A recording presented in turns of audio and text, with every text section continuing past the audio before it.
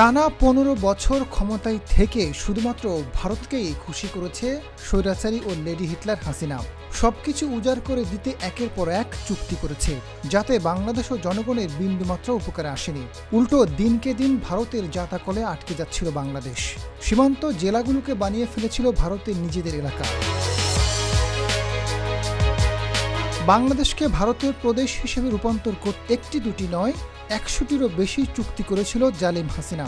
বাংলাদেশের ভেতর দিয়ে চলবে ভারতের ট্রেন, এমন একটি চুক্তির মধ্য দিয়ে রেল ট্রানজিট দিতে চেয়েছিল হাসিনা, যেটি কার্যকর হলে লাভের চেয়ে বেশি ক্ষতি হতো বাংলাদেশের। যার মাধ্যমে কলকাতা থেকে আগরতলা পর্যন্ত ১৬০০ কিলোমিটার ১১ ঘন্টায় পাড়ি দেওয়া যেত, বর্তমানে যেখানে সময় লাগছে ৩৬ ঘন্টা।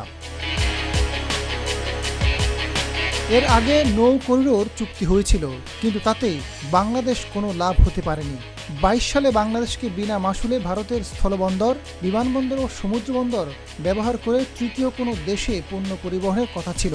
এতে করে ভারতের নির্দিষ্ট স্থলবন্দর ও পথ হয়ে নেপাল ও ভুটানে যেতে পারত, কিন্তু সে সুবিধা এখনও পায়নি বাংলাদেশ। এছাড়া তিস্তা ও ফারাক্কার মতো ইস্যু, সীমান্ত হত্যা অথবা নেপাল ভুটানের সাথে সরাসরি যান চলাচলের মতো অনেক বিষয়ে বাংলাদেশের স্বার্থ রক্ষা হয়নি।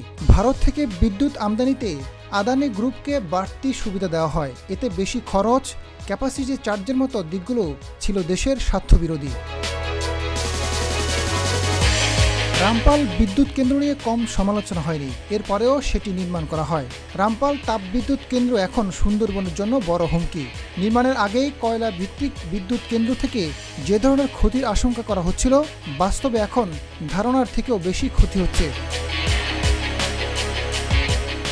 এছাড়া বাংলাদেশকে বিকিয়ে দিতে হাসিনা আরও অনেক চুক্তি করে, যেখানে প্রায় ১০১টির মতো চুক্তি রয়েছে।